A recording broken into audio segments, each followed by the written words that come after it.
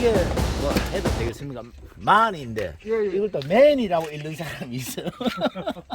그것도 곧 바로 잡아야 되고 이게 독일제 예, 예. 그러니까 짧게 몇 분 이거 개발 좀 당부하고 몇 년 몰았습니까? 제가 화물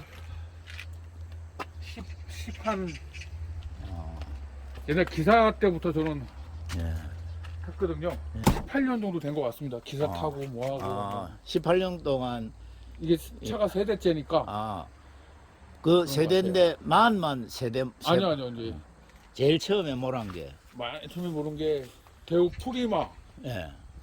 그 다음에 현대 엑시언트 예. 그 다음에 이거 몰랐네요. 예. 만 그러면 마지막에 만 이거 몰한 지가 이게 지금 5년이 넘었습니다. 5년 이상 몰았고 예. 통상 토탈은 그 대형차를 갖다가 한 17년 정도 된 것 같습니다. 17년 몰았었는데 이 만은 지금 5년 예, 몇만 이제 킬로? 5년. 70만 네, 킬로. 5년에 제가 지금 70만, 71만 탔는데요. 네. 5년 조금 넘었거든요.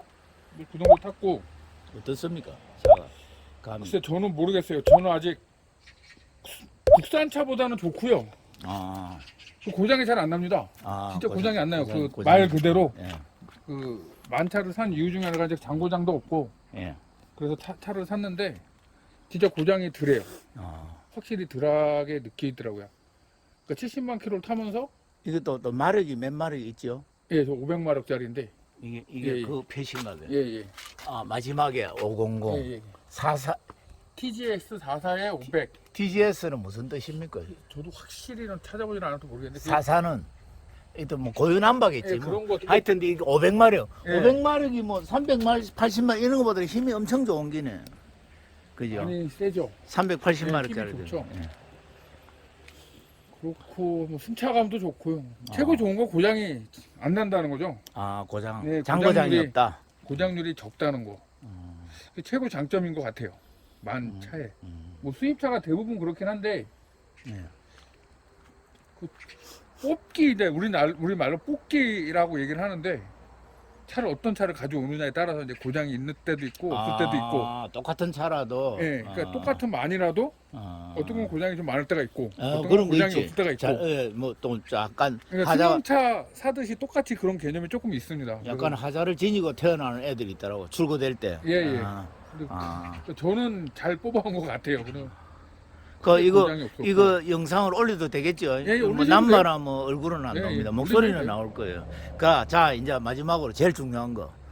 꼭 정말 일반 운전자들한테 저 상식이 없다 보니까 일반 운전자들이 큰 차를 자기들이 안 몰아보니까 그죠. 모르잖아요. 예. 이 큰 차는 어떠한 취약점을 가지고 있고, 그러니까 운전자가 본의 아니게 쇠를 밀어붙일 버릴 수가 있다는 거지. 그런 위험한 거를 좀 꼭 하고 싶은 이야기 한번 해보세요. 마음대로 해보세요. 좀 알려주세요. 이게 최고 중요한 양보하면 됩니다. 아, 승용차가 우리나라랑 외국이랑의 차이점이 그게 있더라고요. 저도 몰랐는데 외국은 승용차한테 교육을 시킬 때 화물차를 양보해라라고 가르친다 그러더라고요. 화물차에 양보를 해라. 운전 자체를 그런 게 있어요. 양보를 하라고 가르친다고 얘기를 그거 좋은 하더라고요. 방법이네. 근데 우리나라는 화물차가 나타나면 피해라, 앞서 가라 이렇게 가르쳐요. 일단 가르치는 방법이 잘못된 거죠. 화물차를 놓고서 근데 피하지도 않아. 피하지도 않고 앞으로 가지도 않아. 나라니까. 양보하라고 가르쳐야 되는데 양보를 안 가르치거든요. 우리나라는. 근데 나도 제가 그런 교육 안 받았어요. 그게 저도 근데 그런 걸 안 받았는데 이걸 하다 보니까 이제 그 생각이 들더라고요. 다 다른 외국 유튜버 뭐 이렇게 잠깐 보면 양보를 하면 사고 안 나겠죠. 얘를 먼저 보내고 가자 이런 마음에 양보를 하면 큰 사고 안 날 겁니다. 근데 그건 어쩔 수가 없나 보더라고요. 그러니까 저희가 못 가니까 뒤로 들어오면 되는데 꼭 앞으로 들어옵니다. 앞으로 들어온 거는 괜찮아요. 근데 들어와서 최고 큰 문제점이 앞으로 들어오면 자기가 속도를 줄여서 들어와야 되기 때문에 브레이크를 밟게 돼요. 그럼 뒤에 차가 브레이크를 미리 밟아야 되는데 승용차 들어오는 순간에 밟기 때문에 제동거리가 짧기 때문에 사고율이 높겠죠. 이미 그러니까 예. 예를 들어서 그러면 최대한 꼭 원칙은 중간에 끼어들지 말아야 되는데 그죠? 꼭 끼어들고 싶을 때는 어떤 식으로 끼어들어요? 상대방한테 그러니까 운전자한테 미리- 사인을 좀 네, 미리 깜빡이. 깜빡이를 켜고 한 2-30m 전에도 미리 켜주면 얘가 들어온다는 걸 저희가 알 거 아닙니까? 인지를 하지. 네, 들어오면 껴주면 되는데 대부분 껴줍니다. 화물차가 자기가 못 가기 때문에. 근데 갑자기 들어오면 이제 화가 나는 거죠. 화물차 기사들도 쓰지를 못하니까. 특히 내리막길. 그죠. 내리막길이 좀 심하고요. 근데 일반 고속도로에서는 좀 덜한데 일반 국도변에서가 좀 그런 게 많죠. 최고 중요한 게 그거 좀 끼어들기인데 최고 중요한 게 그 끼어들었을 때 브레이크를 밟지 말아야 되는데 브레이크를 안 밟을 수가 없거든요. 우리나라 구조상. 아니 그러니까 그러니까 브레이크를 조금만- 밟지 말아야 된다는 거는 대형차 지금 운전하시는 분이 브레이크를 밟는다. 그러니까 그런 뜻이에요. 줄을 차가 한 대, 두 대, 세 대가 가면 예. 화물차가 이렇게 벌려서 갈 거 아닙니까? 예. 그 요 사이가 비잖아요. 손만 나. 예, 요 사이가 벼요. 예. 화물차가 있고 승용차가 있고. 예. 그럼 이렇게 끼어들 거 아니에요? 이렇게 예, 끼어들면서 예. 승용차가 앞에 있다 보니까 끼어들면서 브레이크를 밟아야 돼요. 이 차가. 예. 화물차가- 뛰어드는 승용차가 브레이크를 예, 밟는다. 얘가 브레이크를 밟아야 돼. 무조건 아. 밟고 쓰니까 아. 뒤에 차가 브레이크를 반 밟을 수가 없거든요. 근데 예. 이게 제동거리가 짧다 보니까 예. 잘못하면 박는 거예요. 아. 이 차를. 그러면 오히려 그러니까 브레이크를 조금- 밟고 약간 가속을 하면서 자연스럽게 들어와 줘야 된다. 그냥 근데 거리가 있으면 쑥 들어서 그냥 가면은 아무 얘기를 안 하는데 예. 그 아무 일이 안 생기죠. 근데 좁은 길에 갑자기 확 들어오면 얘가 브레이크 잡고 앞차랑 아. 추돌하기 때문에 얘가 서야 돼요.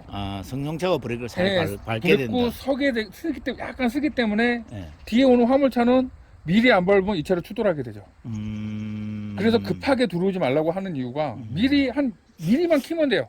깜빡이를 미리 미리 켜놔라- 나는 여기 지금 그죠? 끼어들 것이다라고. 예, 미리만 알려주면 예, 그럼 화물차들이 대부분 다 껴주거든. 내가 못 가기 때문에. 동작을 미리. 그죠? 굉장히 중요한 내용이네. 깜빡이를 들어오면서 키지 말고 미리 키고 들어오면 예. 화물차들이 요만큼 있으면 아 얘가 들어오겠구나 깜빡이를 켰으니까 그럼 알 거 아니에요? 그럼 그러면 인지를 한다. 예, 조금 거리를 더 두는데 갑자기 들어오면 그래서 추돌 사고가 많이 나는 거죠. 그래. 근데 어떤 거는 완전히 뭐 오징어처럼 돼버리는 그런 것도 그런 봤는데. 거는 이제 앞뒤에 그 대형차 사이에 찡겨가지고 그 최고 완전히 막. 고속도로에서 그런 일이 많은데요. 예. 화물차가 못 가다 보니까 승용차 뒤에 붙어서 빨리 가라고 이제 바짝 붙어 가거든요. 예. 그럼 승용차가 이 차가 화물차 앞에 상황을 모르다 보니까 갑자기 사고가 났다든지 무슨 일이 생겨도 브레이크를 급하게 밟을 때가 있거든요. 그럼 그 차가 뒤에서 밟을 수 대차를 화물차를 추돌을 하겠죠. 그럼 뒤에 오는 만약에 그 뒤에 또 화물차가 오고 있으면 그 화물차도 추돌을 하는 거예요. 앞 상황을 서로 못 보니까. 거기다가 엄청나게 무거운 그 짐을 실은 사람은 더더군다나 그죠? 자기 의사와 상관없이 그대로 밀어붙일 수밖에 없는 그런 걸 내가 봤거든요. 예. 그러면 근데 그 가장 위험했던 순간 한번 또 저는 아직 구경을 했겠네요. 사고 나는 거 지나가다가. 그냥 저 아는 분도 지금 다치셔가지고 화물을 안 하시는데 새벽에 졸음운전, 졸음. 화물차 졸음 최고 위험하죠. 이게 이거는 승용차도 위험하고 화물차도 위험하고 아. 다 위험한데 졸음 운전은 최고 중요한 거죠. 음주운전보다 더 겁난다. 그럼요. 음주운전은 내가 술 먹고 그래 조심해서 간다고 하는데 졸음은 저는 아예 눈을 감아버리니까 제가 자는 줄도 모르고 자고 가고 있으니까 이게 최고 위험한 거죠. 그대로 저승으로 가는. 그래서 새벽에 사고율이 높은 게 졸다가 사고 나는 일이 워낙 많아서 자 마지막 한마디. 예. 저는 화물차를 한 7년, 8년 가까이 운전을 했고요. 예. 차는 제가 타본 적이 만차가 최고 좋은 것 같습니다. 뭐 다른 수입차도 좋은 게 많겠지만 제가 생각했을 땐 만도 괜찮다 말씀을 드리고, 그리고 모든 운전에서는 뭐 맨날 하는 얘기지만 양보가 모든 사고에 막을 수 있는 길이 있으니까 양보를 하시는 게 좋지 않을까 생각이 듭니다. 그러면은 모든 사고를 피해갈 수가 있겠죠. 서로가. 맞습니다. 조금의 양보가 배려와 양보가 그 화물차한테 양보를 많이 하셔야 돼요. 그 모든 걸 화물차가 다 갖다 드리는데. 그렇지. 우리나라는 수출해서 수입해서 특히 수출해서 먹고 사는데 그 짐을 누가 다 날라줍니까? 뭐 생필품이고 뭐고 다. 근데 화물차들도 문제가 많은 건 사실이에요. 문제가 있습니다. 근데 조금만 배려심을 가지시고 양보를 해주셨으면 하는 마음이. 서로의 목숨이 걸렸으니까. 그죠? 그럼요. 자기 죽고 나서 뭐 화물차가 잘못했네 잘했네 따지면 뭐합니까? 예. 자기가 이 세상 사람이 아닌데 보험금 맞습니다. 타면 뭐합니까?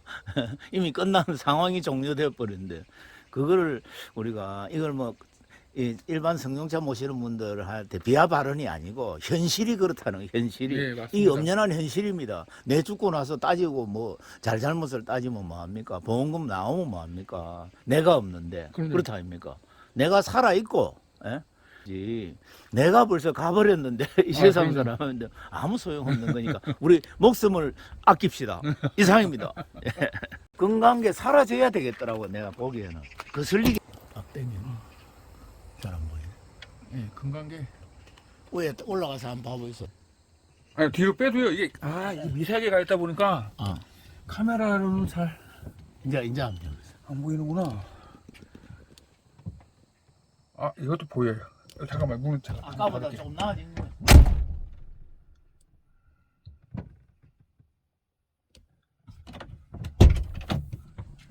조금 보입니다. 아까보다는 조금 나아졌어요. 별로 차이는 없는 것 같은데요. 아니 그 사람이 그러더라고요. 그걸 우리가 잘 메꿔진다고 얘기를 하는데 그걸 믿지 말고 일단은 더 해놓으면 이제 더 겁만 안 가면. 금이 안 가고 안 한 거보다는 낫다 그 얘기를 하더라고요. 그래요. 근데 이게 와 이거 한 장 값이면 돈이 비싸겠는데 한 70만 원, 80만 돈 100만 100만 원 원, 하려면 모르겠어요. 100만 원 더 달랬거든요. 100만 원. 100만 원 유리값이 문제가 아니라 썬팅하는 것도 80만 원이에요. 와 썬팅비만 80만 원. 와 여러분 깜짝 놀랐습니다. 이 유리를 교환하는 비용 빼고 앞유리만 썬팅하는데 80만 80만 원 원이랍니다. 가까이. 제가 이거 80만 원 주고 했거든요. 와. 가까이 앞유리, 옆유리까지 네, 했겠지. 그때는 다 해서. 근데 이거는 별로 싸요. 연물이 좀 앞이 앞이 비싸네. 비싸요, 예. 일단은 그렇고 유리값은 또 뭐 일단 한돈 100만 원. 그러면 썬팅값 80, 유리값 100만 원. 한 200, 200 정도. 예, 만입니다. 이상 여기까지 왔습니다.